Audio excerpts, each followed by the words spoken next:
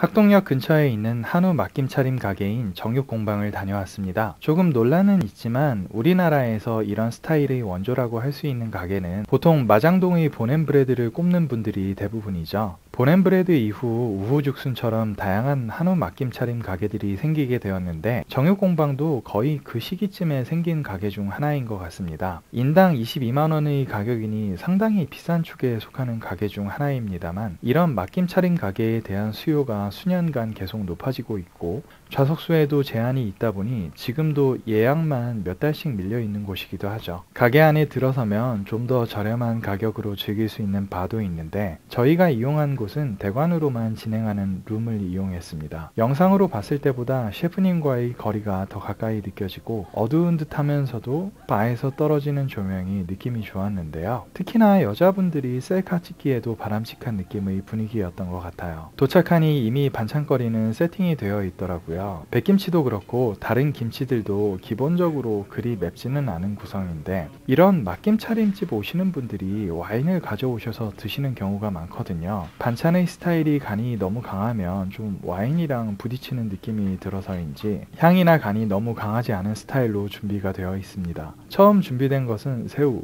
우니, 육회에 캐비어를 곁들여 주셨는데요. 맛도 맛인데 색깔이 예뻐서 보는 맛이 더 큰 구성이었던 것 같아요. 빨갛고 노랗고 까만 캐비어에 연두색의 와사비까지 보는 맛이 있네요. 맛은 특별할 것까지는 없었지만 스타터로는 나쁘지 않았던 듯합니다. 이날 생선이 삼치, 금태, 고등어 이렇게 세 종류인데 가장 먼저 준비된 삼치입니다. 구워낸 뒤에 바로 내주시는 게 아니라 오븐에서 살짝 익히시는 것 같더라고요. 아직 삼치가 제철이기도 해서 기름기가 촉촉하니 맛있었습니다. 저 밑에 있는 게 오이를 초무침한 건데 삼치랑 같이 싸먹으니 맛이 괜찮더라고요. 삼치 자체로는 그렇게 특별한 맛이 아닌데 오이 무침을 더한 게 센스 있었네요. 대망의 첫 디시로 준비된 안심 부위인데 데미그라스 소스를 곁들였네요. 레스팅을 굉장히 길게 하시던데 오픈 초기랑 지금 굽는 방식이 좀 달라졌다고 해요. 초창기에는 저도 와본 적이 없기 때문에 모르는데 지금은 리버스 시어링을 해서 숯불로 먼저 조금 구워낸 뒤에 오븐을 이용해서 간접으로 익혀낸다고 합니다. 직화로 굽거나 팬에 굽게 되면 고기가 타서 너무 오랫동안 구울 수가 없거든요. 오븐에 조리하는 방법은 간접열로 조리하는 건데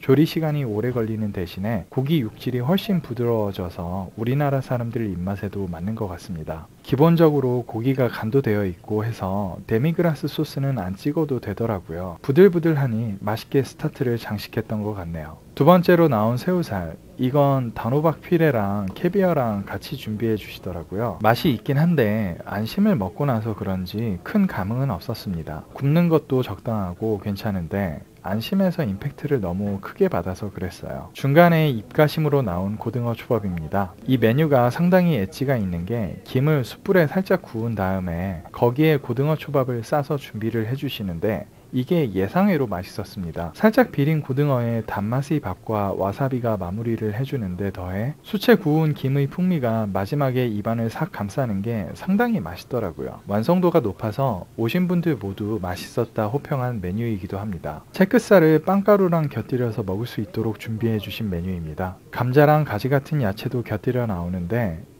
야채는 그냥 쏘쏘하고요. 빵가루 찍어 먹는 아이디어를 낸 게 좋더라고요. 채끝 자체가 맛이 대단한 건 아닌데 중간에 저렇게 구성을 한 게 좀 더 다채로운 느낌을 줄 수 있었다는 점이 좋았습니다. 타르타르와 우니를 감태에 싸서 준비해 주신 메뉴입니다. 우니가 상당히 크리미한데 타르타르랑 섞이니까 더 부드러워지더라고요. 이미 앞에서 육회가 나오기도 한 상태인데 그냥 타르타르만 나왔으면 아무래도 먹는 재미가 별로 없었겠죠.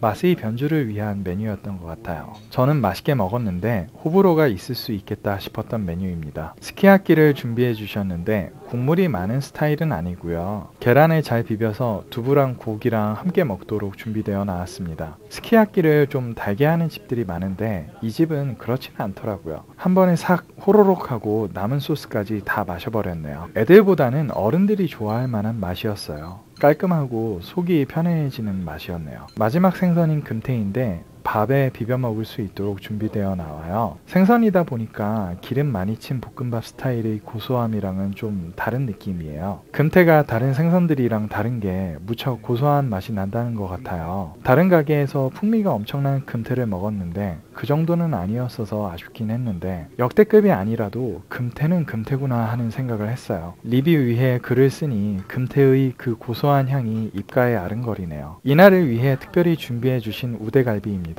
메쉬 포테이토랑 뒤로 돌려보면 이렇게 트러플 페이스트랑 함께 곁들여서 준비되었는데 트러플 향이 그렇게 강하게 나는 스타일은 아니더라고요. 소 발골하면 지금 보시는 부위로 2개만 나오는지라 희귀한 부위죠. 그래서 보통 우대갈비집들이 수입산을 많이 쓰더라고요. 그런데 이 집은 한우에서 발골된 걸로 준비를 해주셔서 상당히 고퀄입니다. 중간 리프레시 겸 준비된 쌀국수인데요. 사골 육수를 베이스로 만들었고 어느 정도 술을 마신 뒤라 시원하게 리프레시 할 수 있었습니다. 그리고 바로 준비된 닭꼬치, 달콤한 소스 베이스로 준비한 요리고요. 이것도 맛은 괜찮긴 한데 그렇게까지 특별한 느낌은 잘 모르겠더라고요. 고기 중 가장 마지막이라 할 수 있는 부채살 부위입니다. 부채살이 아무래도 질긴 편이다 보니까 얇게 썰어서 구워주시더라고요. 같이 먹으라고 야채를 같이 준비해서 내주십니다. 그 전까지 고기들이 다 굉장히 부드러운 편이라 부위 차이를 많이 느꼈어요. 웬만한 막김 차림집에는 다 있는 카츠샌드, 안심을 튀김옷을 입혀서 살짝 튀겨낸 것을 베이스로 준비해 주시는데 고기가 참 두툼한데도 부드러워서 먹는데 부담은 전혀 없었고요. 개인적으로는 카츠샌드를 그닥 선호하지는 않아서 큰 감흥은 없었습니다. 막김 차림집에 온 김에 먹는 메뉴이긴 하지만 평소에 잘 찾지는 않을 스타일이에요. 맛없는 건 아니고 제 개인적인 취향이라 말씀드려봅니다. 정말 개인적으로는 이런 좋은 고기는 그냥 구워주시는 걸 더 좋아해서요.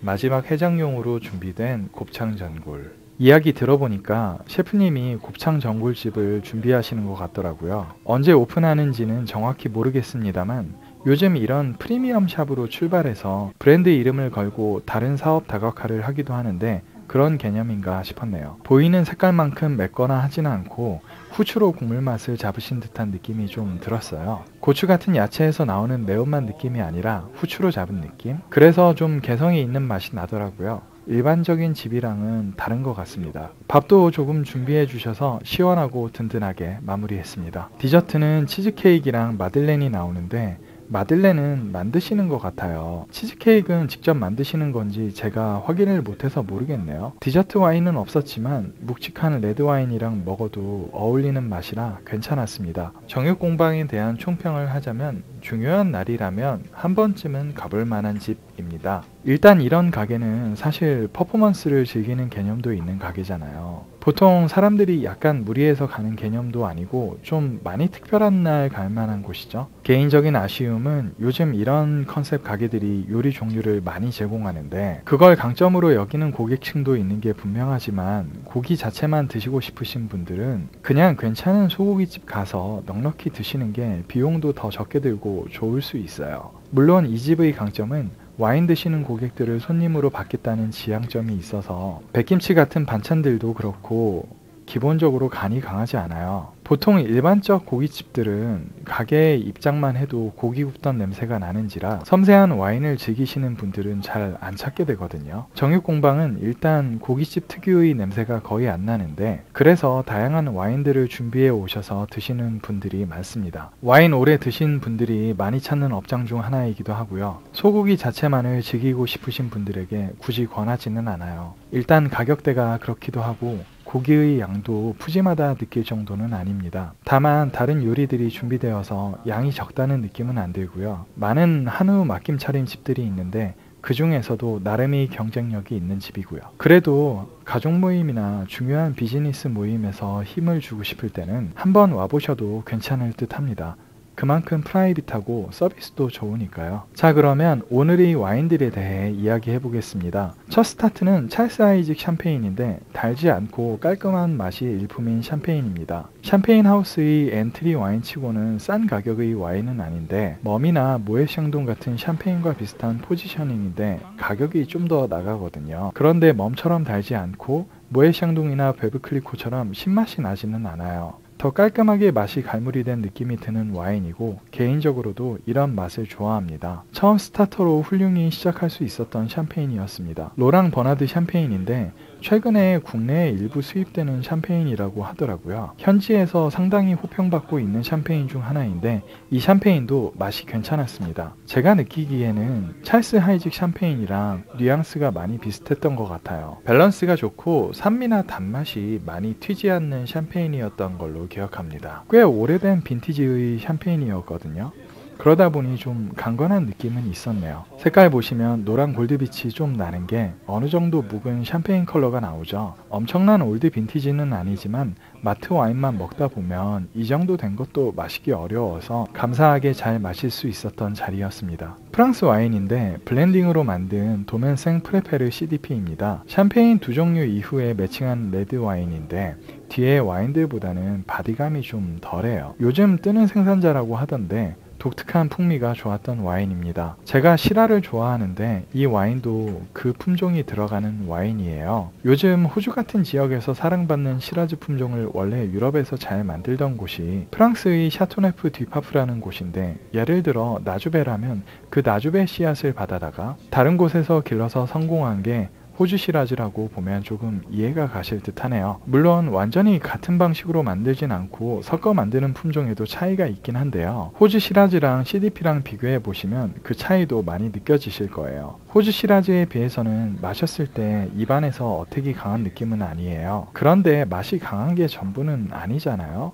한번 시도해 보실 만한 스타일입니다. 저랑 비슷하신 초딩 입맛을 가지신 분들에게도 추천합니다. 톨라이니 피코네로 토스카나라는 와인인데 이태리 와인입니다. 원래 이태리 와이너리들이 전통에 대한 자부심이 상당히 강한 편이라서 국제 품종이라고 불리우는 까베르네 소비뇽 같은 품종은 잘 안 키워요. 토스카나에서는 보통 이 피코네로의 메인 포도 품종인 산지오베제가 메인이고 산지오베제 100%로 만드는 와인들이 상당수를 차지한다고 하는데 최근 수십 년간 국제 품종을 섞어서 만들거나 아예 국제 품종으로 와인을 만드는 슈퍼 투스칸이라 불리우는 와인들이 많이 생겨나고 있거든요. 이 와인도 그러한 슈퍼 투스칸 중에 하나인데 그래도 산지오베제가 베이스예요. 산지오베제 특징이 신맛이 좀 강하고 바디감이 라이트한 편인 경우가 많아요. 이 와인도 까베르네 소비뇽과 메를로가 섞인 와인이긴 하지만 역시 라이트하더라고요. 저는 산지오베제 품종을 먹게 되면 주로 이태리 레스토랑 갈 때 매칭하는 편인데 기본적으로 레드라 고기랑 먹기 나쁘지 않았던 것 같습니다. 헨시케 헬리스 세븐이라는 호주 시라즈 베이스의 와인입니다. 그르나슈랑 비오니에라는 품종의 포도들을 블렌딩해서 만든 와인이고요. 10만원 전후의 가격으로 구입할 수 있다고 들었던 와인인데 좀 더 저렴한 호주 시라즈 와인들은 단맛을 강하게 만드는 것들이 많아요. 그래서 호주 시라즈라고 해도 가격이 올라갈수록 밸런스를 잘 맞추려 하는데 그런 느낌이 딱 나는 와인이더라고요. 단맛이 너무 강하지도 않고 시라즈 특유의 그 밀키한 느낌이 있는데